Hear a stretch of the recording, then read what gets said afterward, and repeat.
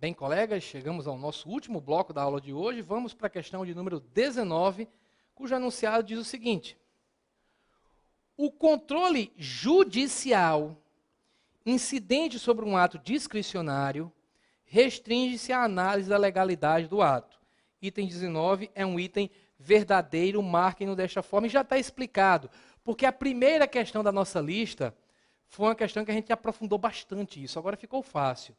Naquela questão, vocês devem lembrar, se falava que quando o ato é discricionário, quando analisa conveniência e oportunidade, que é quando acontece aquilo que nós chamamos de análise de mérito, a questão dizia, então, não cabe controle pelo judiciário. E nós comentamos, cabe. Cabe sim controle pelo judiciário. Só que esse controle se restringe à legalidade. O que o judiciário não analisa é o mérito, é a conveniência e a oportunidade. Mas, se a autoridade passou dos limites, foi para além da margem, isso é ilegal, isso é controlado. Se nos requisitos vinculados houve desvio, competência, forma, finalidade, o ato também será anulado, ok? Então, o controle judicial restringe-se à legalidade do ato, item verdadeiro. Agora, observem o seguinte, cuidado que às vezes o poder judiciário realiza controle administrativo também. Aí não é controle judicial, mesmo sendo feito pelo judiciário. Você vai dizer, pronto, agora piorou tudo. Claro que não, é bem simples, pessoal. Quando se fala em controle judicial, é aquele feito em que alguém ajuiza uma ação, distribui para um juiz, para que ele, como juiz, julgue. Processo judicial. Controle administrativo no judiciário é o quê? Não existe administração no Poder Judiciário, tem os chefes, então tem discussões ali dentro. Então, lembrem do exemplo que eu citei, um chefe de secretaria editou uma portaria que diz que as pessoas iriam trabalhar amanhã ou tarde, no turno que quisessem. Depois percebeu que aquilo ali não era oportuno e revogou. Fez um controle de mérito, mas porque foi o próprio judiciário. Então, quem edita o ato pode vir revogá-lo. Quando é o judiciário, ele faz isso, mas não é controle judicial, é controle administrativo. Se alguém vai para a justiça, aí sim é controle judicial. E controle judicial é só legalidade. Então, item 19 correto, conforme nós já comentamos. Item subsequente, item de número 20, fala do controle legislativo. Diz que o controle legislativo é uma prerrogativa atribuída ao Poder Legislativo de fiscalizar o Poder Executivo, ressalvados os atos praticados pelos presidentes de empresas públicas e sociedade de economia mista, em razão de sua natureza eminentemente empresarial. Isso deu uma confusão gigante já, e aqui a gente já vai trazer o resultado dessa confusão, que foi adotado nessa prova. Porque o que é que acontece? Existe a estrutura chamada de controle externo, lembrem. O controle é interno, vem de dentro, quando ele vem da mesma estrutura de poder que está sendo controlada. Então, por exemplo, se uma corregedoria do judiciário vai fazer um controle sobre atos do judiciário, isso é um controle interno. Se o chefe controla o que o subordinado está fazendo, isso é controle interno, porque está tudo dentro do mesmo poder. Mas, quando o Tribunal de Contas, que auxilia o Legislativo no controle externo, faz uma auditoria no Executivo, isso é controle externo. Quando você ajuiza, imagina alguém ajuizou uma ação contra algo que foi feito pela Polícia Federal, um mandado de segurança contra o delegado.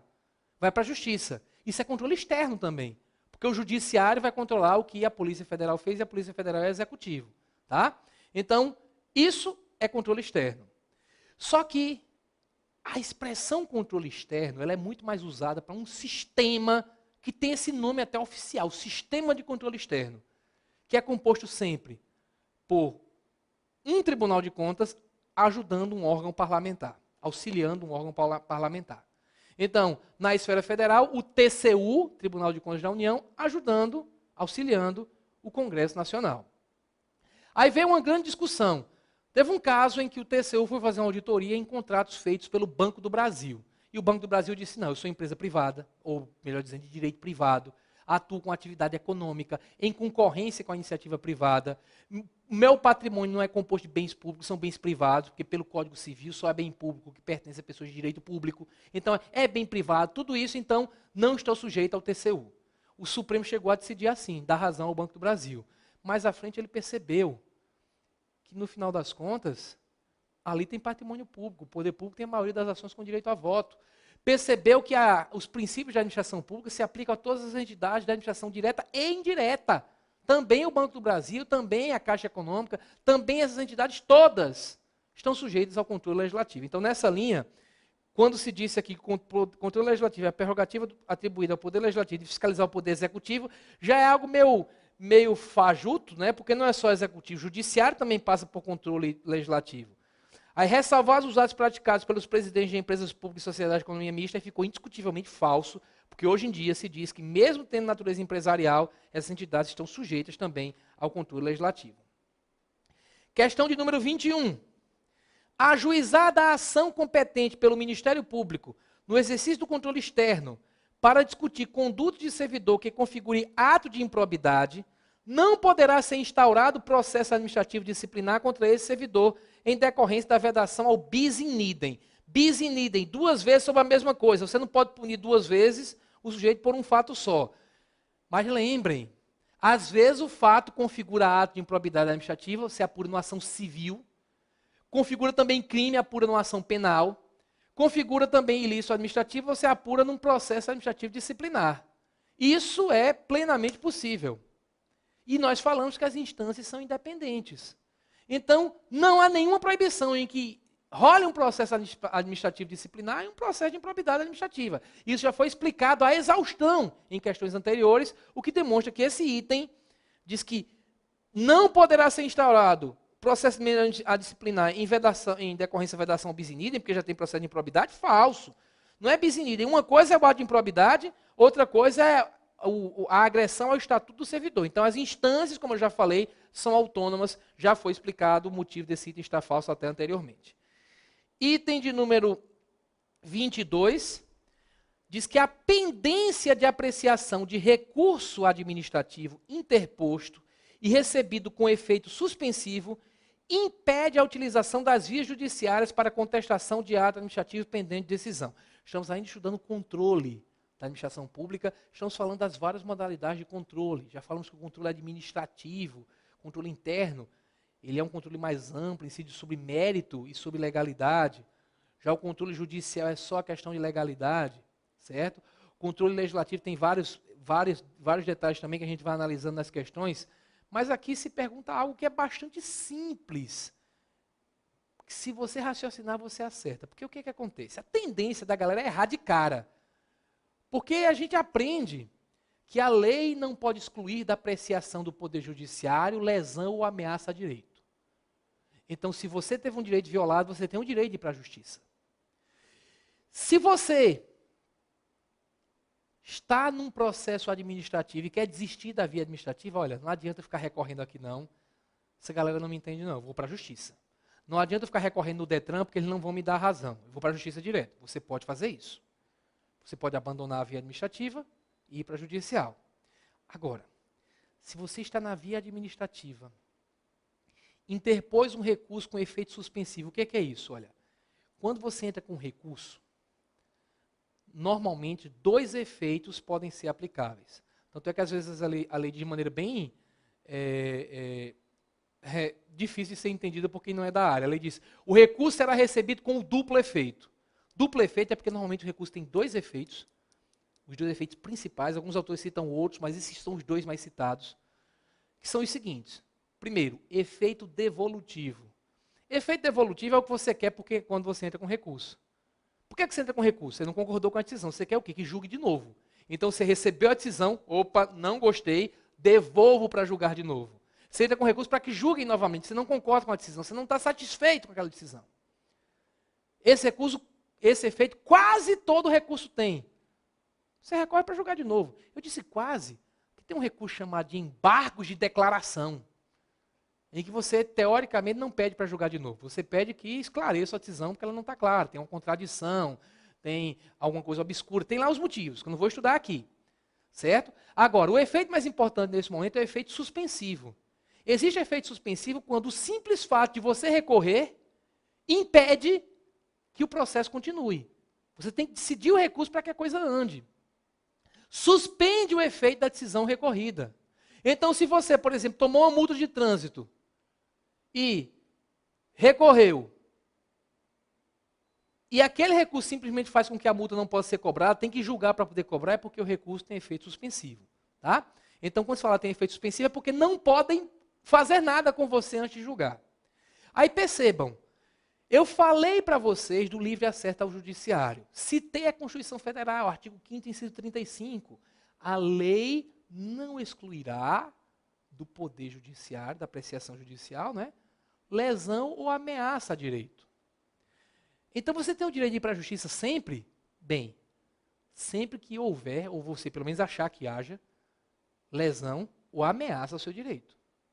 Se você tem uma decisão que você acha que lesiona seu direito, entrou com um recurso administrativo, o recurso tem efeito suspensivo, a decisão está suspensa.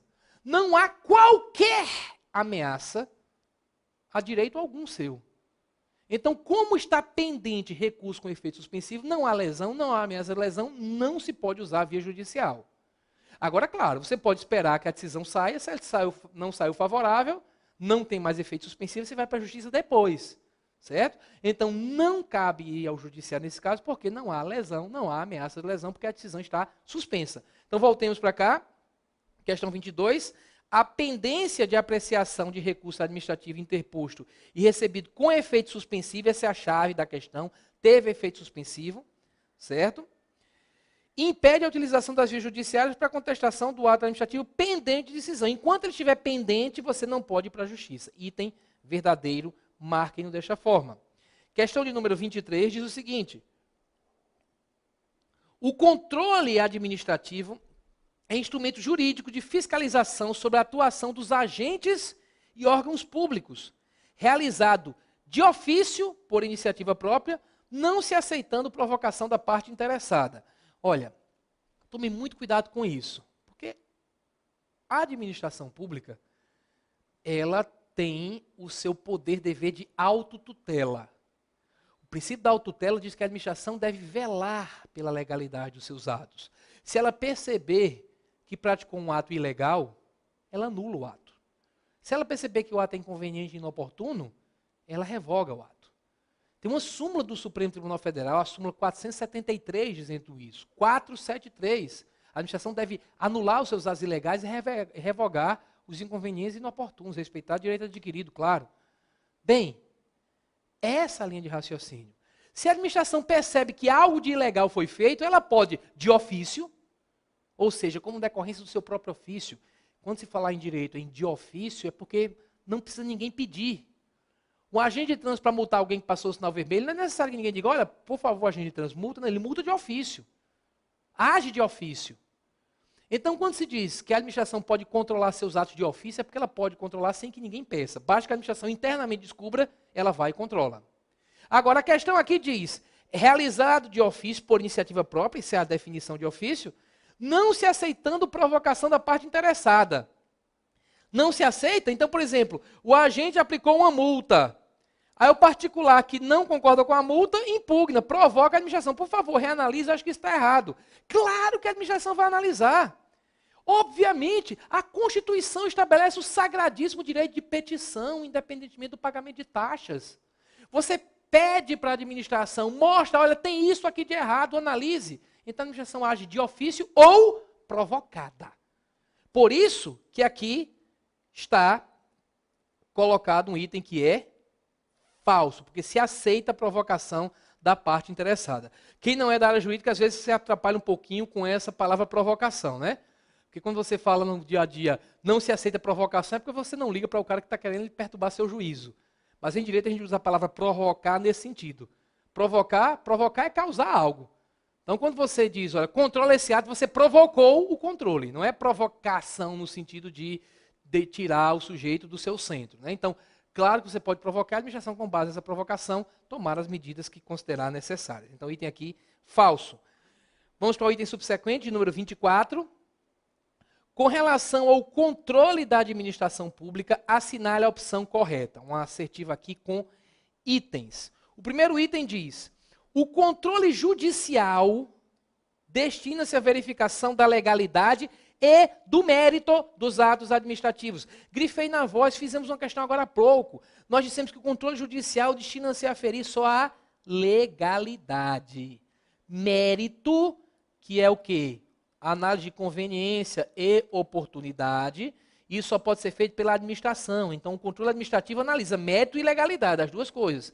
Mas o controle judicial só analisa legalidade. Ok? Então esse item aqui é falso, não é o nosso gabarito, uma vez que estamos procurando a assertiva correta. Alternativa B. A homologação e a aprovação de ato administrativo são meios de controle interno praticado pelo poder público. Item verdadeiro, achamos o nosso gabarito, vamos explicá-lo. Vou adiantar logo algo que a gente vai ter uma questão específica na parte relativa a licitações. Para dar um exemplo. Há um procedimento de licitação em que se recebem documentos, propostas, se analisam várias coisas, o sujeito entra com recurso, tem um conjunto de coisas na lei. Só que quando o processo termina, e se diz Zé venceu, vai-se aquele processo com todos os documentos que mostram que Zé venceu, tudo para as mãos de uma autoridade, que vai ou não homologar, vai verificar se merece homologação ou não. O que é homologação? É um ato de controle. Se a autoridade percebeu, opa, tem uma nulidade aqui, vocês descumpriram, corta para mim, descumpriram certo item. Se a autoridade descobriu isso, o que ela faz? Se tem uma nulidade, ela anula. Então, a homologação é um ato de controle. Eu vou ver se o que foi feito foi correto. Se eu concordar com tudo, eu homologo. Se eu não concordar, eu não homologo e mando corrigir o ato. Certo? Então, um meio de controle é controle o que? Administrativo, que a própria administração está controlando. E é controle interno, porque, veja, não é outro órgão que veio aqui controlar. Não foi outro órgão, foi a própria administração que, ao receber aquele documento, disse de ofício, olha, não homologo. Então, quando se coloca aqui homologação e aprovação semelhante. Quando a lei prevê que certa autoridade pratica um ato e esse ato tem que ser aprovado pelo seu chefe. Então, o chefe, quando vai aprovar, analisa se o ato está certo ou não. Então, homologação e aprovação são meios de controle interno, sim, porque é dentro do mesmo poder, dentro da mesma estrutura de poder, praticado pelo poder público. Ok? Então, o item verdadeiro corresponde ao gabarito, marquem-no. Item C. O controle administrativo pode ser hierárquico ou não hierárquico, podendo somente o controle hierárquico ocorrer de ofício, no exercício da denominada fiscalização administrativa. Falso. Olha, mesmo erro do outro, é de ofício e pode ser também provocado. Os dois podem ser de ofício ou provocado. Lembrar, controle administrativo é mais amplo. Por que falou hierárquico ou não? Porque vejam, vocês já ouviram falar na esfera federal da CGU, a Controladoria Geral da União. É um sistema de controle interno institucionalizado. Por que eu falo institucionalizado? Porque em todo órgão tem controle interno. O chefe exerce controle interno sobre o que o subordinado faz. Mas a função principal do chefe não é exercer controle interno. Aquele órgão existe para outras coisas. Está na Polícia Federal, tem a ver com segurança. Certo? Agora, a CGU tem como função controlar. Controladoria Geral da União. Então a CGU controla, mesmo sem ter hierarquia sobre vários órgãos. Ela atua sobre vários órgãos do Poder Executivo Federal, mesmo sem hierarquia. Não faz nem parte da mesma linha hierárquica. Então, controle hierárquico e o controle interno também não hierárquico são exercícios das duas formas. Se você quiser provocar a CGU, dizer, olha, está acontecendo um problema na Polícia Federal gravíssimo quanto a uma licitação. Você representa para a CGU, ela vai investigar. E se a CGU não recebeu representação de ninguém, mas descobriu, viu na imprensa, ouviu falar, a CGU, de ofício, mesmo sem ninguém formalmente provocar, instaura um procedimento. Então, pode ser provocado, pode ser um controle feito de ofício. Cuidado. Há uma diferença marcante quando se fala do controle judicial. O controle judicial é o único que você pode dizer que exclusivamente é feito só de maneira provocada. Porque lá no judiciário tem aquele princípio da inércia do juiz. O juiz, ele só pode julgar as matérias que são submetidas a ele, então ele só age por provocação. Ele é inicialmente inerte, ok? Então tem que alguém ajuizar uma ação para que o juiz ele resolva aquele caso. Então o controle judicial é provocado. Já esse controle administrativo, legislativo, isso é sempre de duas formas, ou provocado ou exercido de ofício. Item D. O exercício do controle legislativo, também chamado de controle parlamentar, não deve limitar-se às situações previstas na Constituição Federal de 88. Item falso. Lembrem da primeira aula, quando nós falamos daquela teoria dos freios e contrapesos, checks and balances. Um poder controla o outro, todo poder tende a se tornar absoluto. Tem que existir um outro poder que o contrabalanceie, que o freie, que diminua os excessos.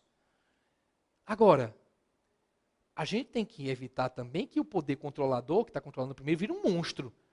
E engula o primeiro. A Constituição, quando fala em separação dos poderes, fala em independência e harmonia. Para que haja harmonia, um não pode passar por cima do outro. Tem que haver o controle, mas também o controlador não pode passar por cima do controlado. Então, nessa linha que se diz que os controles recíprocos entre os poderes de Estado só são admissíveis nos casos expressos previstos na Constituição. O Legislativo edita uma lei, o Poder Executivo pode derrubar? Pode, mediante veto, porque a Constituição prevê. O Poder Executivo derrubou, o Legislativo pode derrubar o veto? Pode, porque a Constituição prevê. O Poder Legislativo derrubou o veto, o Poder Executivo pode vetar de novo? Não, porque a Constituição não prevê. Então, só é admissível controles recíprocos entre os poderes nos casos previstos na Constituição e nos limites, obedecidos os limites que foram traçados também na própria Carta Magna, ok? Então, item D também é falso, porque o exercício do controle legislativo ou parlamentar, ele deve limitar-se a situações previstas na Constituição de 88, por conta de se tentar evitar aí que um poder engula o outro, o controlador engula o controlado. Alternativa D, a convocação pelo Poder Legislativo de autoridades públicas para prestar informações sobre assunto determinado não constitui hipótese de controle parlamentar político sobre a administração pública. Claro que constitui, claro que isso é falso, né? Primeiro, você tem uma autoridade pública de um outro poder sendo chamado para prestar depoimento, trazer informações no Poder Legislativo. Lembre do caso das CPIs, Comissão Parlamentar de Inquérito. Convoca um ministro de Estado para dar um depoimento. Você tem um controle que está sendo exercido pela CPI sobre o Poder Executivo, sobre uma entidade de administração indireta. Vocês veem recentemente a criação das CPIs da Petrobras. Então você tem um controle do Legislativo, que é um controle externo, e é um controle político, porque o Poder Legislativo é um controle, é um poder político.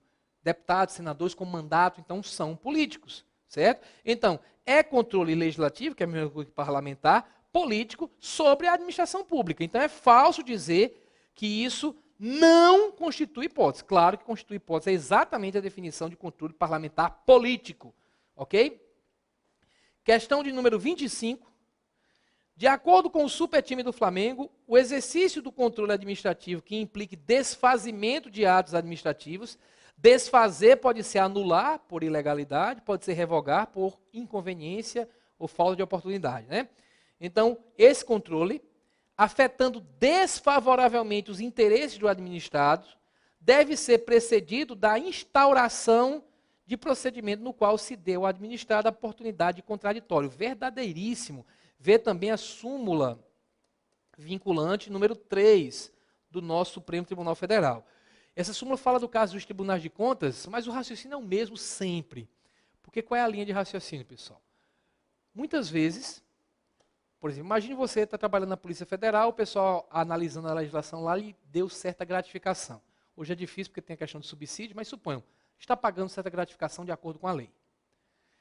Passa alguns anos pagando, depois de 2 anos pagando, chega o Tribunal de Contas da União, faz uma auditoria de folha, audita a folha da Polícia Federal e diz, olha, você está pagando uma gratificação errada. O gestor, quem está pagando, quem mandou pagar, está preocupado, né, com medo que mandem ele devolver, aí ele se defende. Aí o Tribunal de Contas diz, sua defesa não merece guarida, não merece ser acatada. Portanto, retira a gratificação e... E o que vai fazer? 2 anos recebendo. Pegue de volta o dinheiro. Cobra de volta, de todo mundo. Mas vai dizer, sim. E eu que sou agente da Polícia Federal, vou ser atingido? Vão tirar da minha gratificação, do meu salário, a gratificação sem que eu possa me manifestar? Eu não me defendi.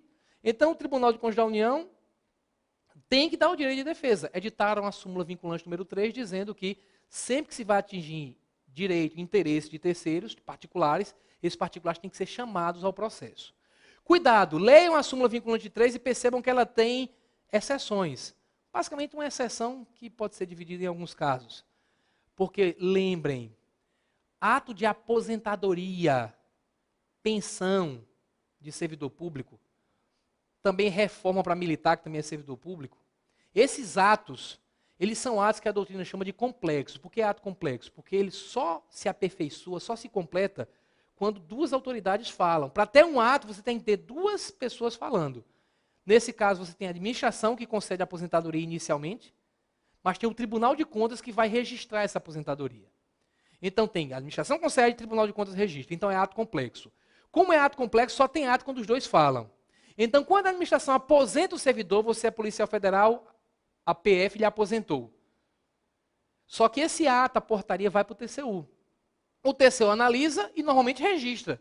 E você já estava lá, fora do trabalho, porque quando ele aposentar, você já saiu. Só que se o TCU chegar lá e disser que é ilegal, você vai ter que voltar. Esta é a regra. Mas você vai ter que voltar, tem que lhe chamar para se defender? Não, porque nesse caso não é desfazer um ato. Nesse caso é o TCU que ia completar o ato não completou. Então o ato só se completa. Não tinha a aposentadoria perfeita e acabada ainda. Certo? Só que atenção, percebam. Qual é a regra? Vai interferir no patrimônio jurídico de alguém, dá o direito desse alguém falar. Certo? Beleza. Exceção. Aposentadoria, pensão, reforma. Análise inicial, quando vai a primeira vez para o TCU. Primeira análise, porque depois se o TCU quiser mudar, tem que dar direito de defesa.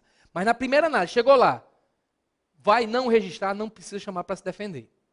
Só que na prática, o Supremo Tribunal Federal, que editou essa súmula, percebeu que isso estava dando muita asa para o TCU, e às vezes, chegava um processo lá de aposentadoria, o cara estava aposentado há 10 anos, estava lá tranquilo, achando, pô, estou aposentado, me aposentaram. Chega o TCU manda o cara voltar a trabalhar sem nem dar o direito de se defender. Aí o Supremo disse, olha, tem que dar um prazo, o TCU tem que analisar dentro de um prazo. A partir de um certo prazo, a partir de um certo tempo, ele tem que dar o direito de defesa. Essa história de que é ato inicial, não tem que dar direito de defesa só em certo prazo. Qual é o prazo? Não tem na lei. Aí o Supremo disse, por analogia, vamos usar o prazo mais aplicável em direito, nesse caso, quando envolve o poder público, 5 anos. Então é assim, regra, vai mexer com o direito de alguém, chama para se manifestar. Exceções, registro inicial de aposentadoria, pensão e reforma. Agora, mesmo nesses casos, se o Tribunal de Contas for analisar, depois de passados 5 anos do ato que concedeu o benefício, ele vai ter que dar o direito de defesa. Ok?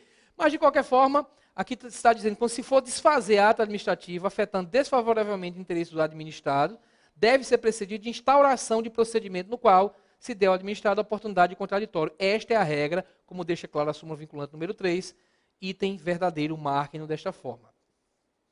Item de número 26, o controle de legalidade, não é mérito, tá?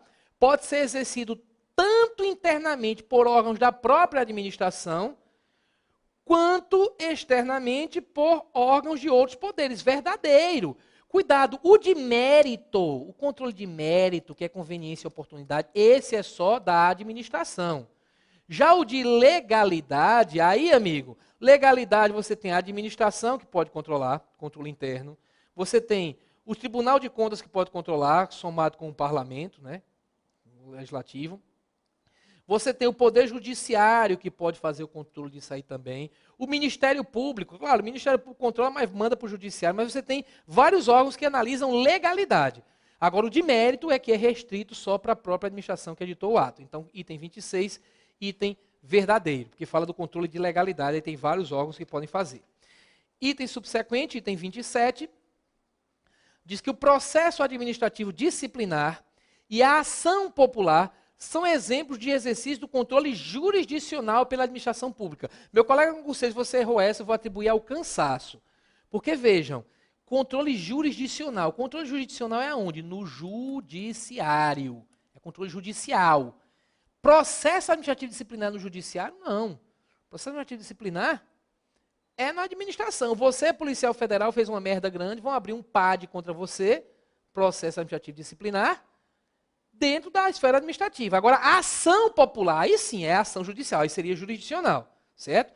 Então, chamou de jurisdicional aqui ao que é controle jurisdicional, que é ação popular, o particular, do povo ajuizou a ação, mas processo administrativo disciplinar é um controle, esse daqui é um controle administrativo. Pode ser até no judiciário também, a administração do próprio judiciário. É dentro do poder que estiver sendo controlado. É controle interno esse processo administrativo disciplinar, portanto, esse item 27 é falso, marquem-no desta forma. E, por fim, questão de número 28, diz que cabe aos tribunais de contas o julgamento das contas de quaisquer administradores públicos, inclusive dos chefes de poder executivo. Falso, isso é questão campeoníssima de prova, porque o que acontece? Bem simples.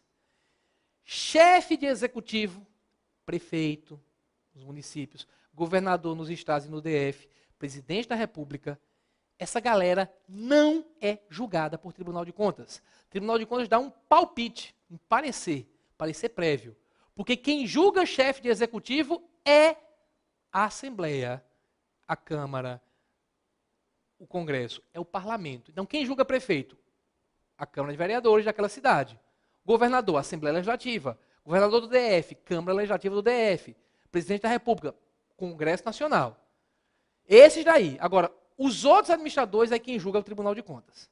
O Tribunal de Contas julga os administradores, salvo os chefes de executivo. E o Supremo aceitou, por óbvio, que é uma regra bastante óbvia, que pela Constituição todos os outros seriam julgados no Tribunal de Contas, mas o Supremo aceitou que a Constituição preveja que as contas do Tribunal de Contas sejam julgadas pela Assembleia, ou pelo Congresso, no caso da Esfera Federal, pelo Parlamento. Porque fica esquisito, né? O Tribunal de Contas julga todos os outros, salvo o chefe do executivo. E entre todos os outros estarem eles mesmos, não é razoável que alguém julgue suas próprias contas, porque haveria a tendência, só um pouquinho de tendência, só um pouquinho de aprovar, né? Então, nessa linha, o raciocínio tem que ser chefe de executivo, quem julga é o parlamento, parlamentares. Outros administradores de dinheiro público, quem vai julgar? Tribunal de Contas. Só que é possível que a lei preveja que as contas do Tribunal de Contas serão julgadas também pelo parlamento, ok? Então, esse item aqui é falso, porque está dizendo que todo mundo, até chefe de executivo, é julgado pelo Tribunal de Contas, marquem-no desta forma. Com isso, a gente conclui esse bloco, e eu peço, sinceramente, eu fiquei até assustado com o comentário que a colega fez, falando da superficialidade. Superficial, eu tenho certeza absoluta, tenho experiência de muito tempo com concurso público, tanto como aprovado, no meu 8º cargo estou, quanto preparando candidatos. Mas eu peço que vocês percebam também a questão da limitação de tempo. A maneira de a gente preparar em alto nível, altíssimo nível, eu posso garantir para vocês, posso garantir mesmo, como diria seu Creyson, eu a garanto, certo? Para se preparar para um concurso do CESP, o principal ponto é fazendo questões do CESP. Agora, para que a gente obtenha o resultado que eu quero obter, porque eu amo muito tudo isso, como diria McDonald's, receber aqueles e-mails depois dizendo, professor, passei, pô, não é que eu vou me apropriar da glória de você não, mas é bom pra caramba, certo? Então, para que a gente consiga isso, é necessário que vocês estejam também estudando em separado. Então, a gente não está fazendo só questões, como foi dito, está fazendo questões e indo muito além do que diz cada uma dessas questões. Tenho certeza absoluta disso, do meu dever cumprido com relação a isso, só não posso ir tão além quanto eu gostaria, porque, obviamente, o tempo é restrito dentro desses cursos que a gente faz muito próximo da realização das provas. Então, beijo no coração, até a nossa próxima aula, bons estudos, tchau, tchau.